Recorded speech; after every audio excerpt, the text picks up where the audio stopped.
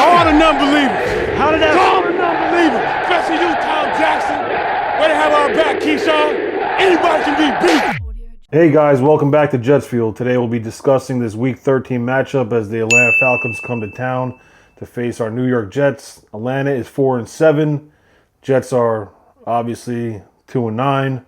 And we're looking to put another win on the board.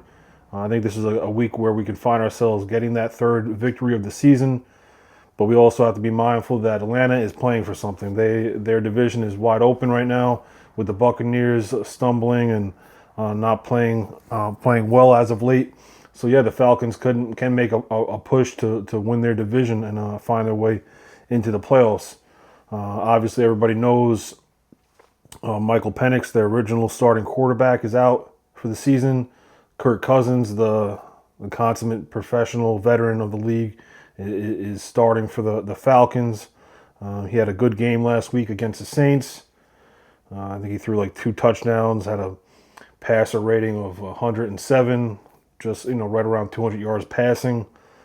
Yeah, so things are slowly starting to roll for them. And on offense, they're ranked right in the middle of the pack. They're like 18th in the league. Total offense, they're averaging just under 330 yards per game. But the real story of their team is their defense and how well they play, particularly against the pass and putting pressure on the quarterback, with sacks. So Jets have their hand full again this week, and I'm just going to break down quickly a couple of my 3 key points like I do every week in which the Jets can try to find themselves a way to victory this week. I do think that even though the Jets are the underdog, I do find that the Jets could sneak out a victory this week. I'm not too impressed with the Falcons, particularly Kirk Cousins, and for all those Jet fans out there that think that back a couple years ago when the Jets were trying to make a push for him, I never wanted Kirk Cousins to be a Jet quarterback. I just don't think he's all that. And then people are already talking about him as being a potential bridge quarterback for us next year. Absolutely not. So anyway, let's get into this right now. First and foremost, I've said this week after week after week, our identity is running the football. So point number 1, we need to establish the run. And this is one of our easiest paths to victory. And this is where our strength lies in our rush attack with our offensive line, and of course Breece Hall, Isaiah Davis. With those 2 guys, we can really try to make an impact. This fucking kid every week with this jerk off. Sorry about that. Motherfucker, man. I have a problem with these fucking kids that they put these fucking, I shouldn't say much because when I was young I was putting fucking exhaust on my car as well, but as you get older it becomes more and more annoying. And it's not even like American muscle cars that sound fucking good. It's these fucking little shit rice box that they fly up and down these fucking roads with. That, and I have some asshole around here that drives a fucking dirt bike with, it sounds like he doesn't even have a muffler on the fucking thing. Anyway, let me digress. Let me get back on topic here. Just really annoys the hell out of me. So point number 1. Number 1, establish run. This is the 3rd fucking time I'm doing this. Establish. So my point number 1, I'm sorry for all these fucking technical difficulties because it's a fucking a loony bin house. Point number 1 is establishing the run. That's our way to victory. It's our identity is running the football, dominating in the trenches. We have the personnel to do that. Our young offensive line has shown the ability to control the line of scrimmage. And we have a running back in Breece Hall that's among the best in the league. Couple that with that the Falcons' rush defense is their weakness. They're ranked number 26 in the league, and they're allowing just over 130 yards a game. So this is a game where Breece Hall, Isaiah Davis can really exploit and control this game. That's how it's that's how we're going to find our way to winning this game. Controlling the football, controlling the time of possession, limiting the Falcons' offense, and running the football down their throats. Listen, Breece Hall has to be given the ball as much as possible. And where we made our mistake last week is abandoning that. We need to feed him the ball. If we're not going to let him rush the ball, throw the ball to him out of the backfield, because he's our best player. It's not even fucking close. So, like I said, establish a run the football down their throats. They've proven that they're light up front, and they're ranked number 26 in the league in rush defense for a reason. They can't stop the run. Let's run the football down their throats. Breece Hall, Isaiah Davis, feed them the ball. And if you want to sprinkle in some passes, screen passes, some wheel routes for Breece Hall. I don't give a fuck. All the offense needs to be generated through Breece Hall. And I'm understanding to the fact that the Falcons will probably know that as well. And I'll get to that very soon, because their defensive coordinator, Jeff Ulbrich, we know him very well. He was our defensive coordinator under Robert Saleh for many years.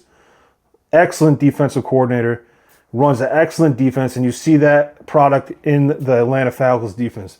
They're ranked number 16th in the league in total defense, and like I said, they're allowing just under 324 yards a game. So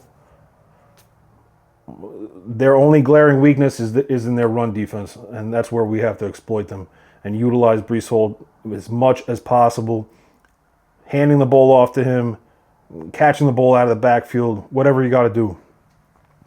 And don't abandon the run. I foresee this being a very close game. Look, you got Kirk Cousins back there. He can't move for shit. He's old as fuck.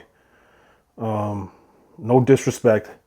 Their best receiver, Drake London, is out. Well, he's listed doubtful, but I saw that he has a PCL strain or sprain or some shit like that. So he's probably going to be out. Their next man next man up at wide receiver is this kid Darnell Mooney. So he's a viable threat on the outside. But if we can control the clock by running the football and a couple of these other points I'm doing, we can easily control this game and win this game. It's going to be a tight game. Mark my words. Point number 2, we have to minimize the turnovers. This is another point going back to Jeff Ulbrich and his Atlanta Falcons defense. They're great in taking the ball away.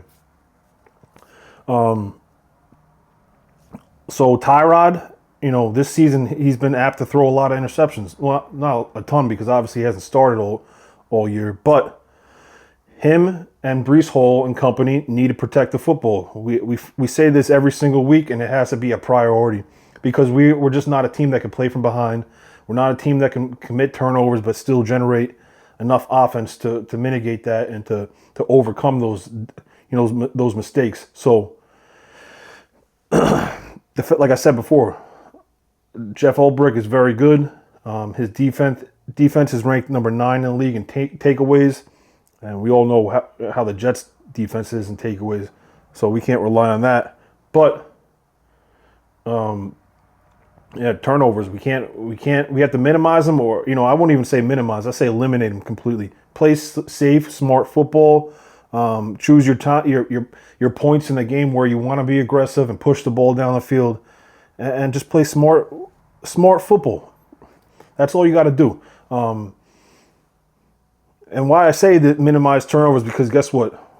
The Atlanta Falcons defense under Jeff Ulbrich, we all know he's blitz happy. He likes to blitz. They have that hybrid scheme where they give you different looks in 3-4, 4-3, and they have playmakers out there that can get pressure on the quarterback and sack the quarterback. Right now, the Atlanta Falcons are ranked number 3rd in the league. They got 39 sacks on the year. They have an excellent safety in Bates that can come up, create turnovers, can rush the passer and come off there.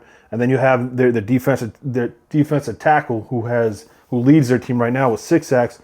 Dorless, he's a very good interior rush defender, a pass rush defender. And then you have their 2 rookies that they just got this year in the draft in the first round. They got their rookie linebacker Walker, very excellent, coming off the edge and applying pressure against the run as well.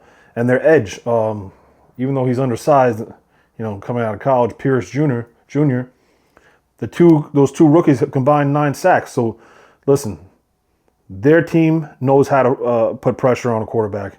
And when you put pressure on a quarterback, that's a recipe for a turnover.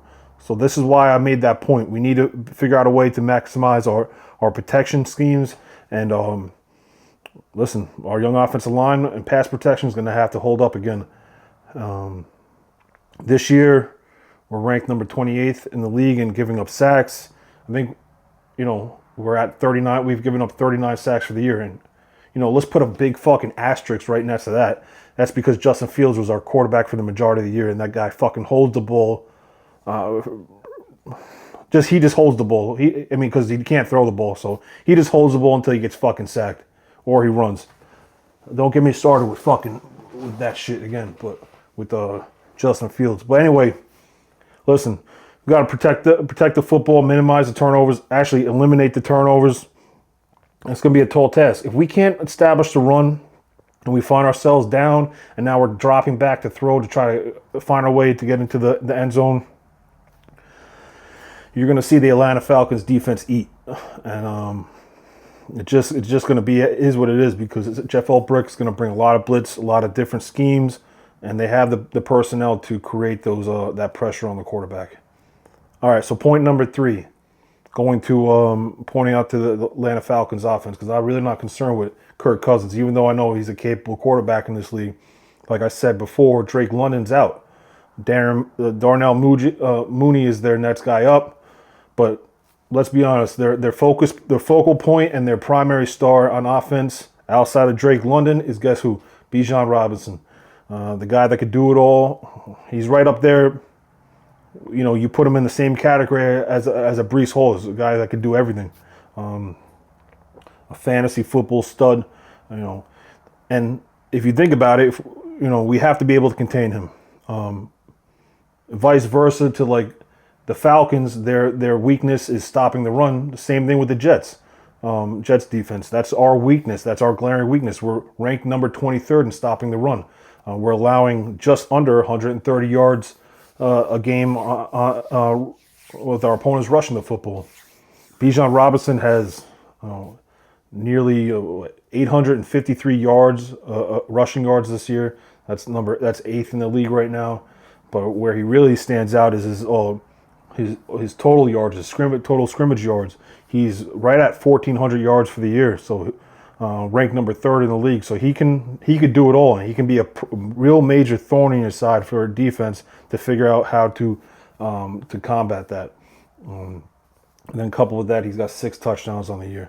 But you can rest assured that he's going to be the focus point of their offense come Sunday. Like I said before, our defense has to show up and play. Our front 7 needs to be on their toes, be ready for anything. And they've been responding. In 4 of the last 6 games, our defense has really showed up. Defending the pass, where we've allowed in 4 of the 6 games, of these past 6 games, we've allowed over 180 yards or less. So on the back end, our guys are doing their job. And then overall, out of the last 4 out of 6 games, we've kept our opponents 24 points or under. So, listen, our defense is starting to really roll and gel. We're going to have to make it a priority to apply pressure to Kirk Cousins when he doesn't want to drop back. And I feel like we're capable of doing that. 2, more importantly, is containing Bijan Robinson. This kid Briggs that we got in the interior, got to have a big game. Tufeli, the guy Smith that we got from Dallas, Jermaine Johnson, Michael Clemens, Will McDonald, and then our linebackers got to be ready to play. These guys are all going to have a big stout game to stop Bijan Robinson and to slow down this Falcons offense in order for us to win. I do feel, like I said before, it's going to be a close game. I'm calling for the upset, even though I know it's not a giant spread. I'm calling for the Jets upset 20-17. So that's about it for this preview video. I wish everybody a happy Thanksgiving. I hope you guys have a good time with your family and get to enjoy some great games today. I'm looking forward to the Chiefs game, watching the Chiefs game, seeing if they can get back into the swing of things. But yeah, overall, happy Thanksgiving, everybody. Thank you for all the love and support. Always like, share, subscribe, share your comments on how you feel like the Jets are going to do this year. And as always, go Jets.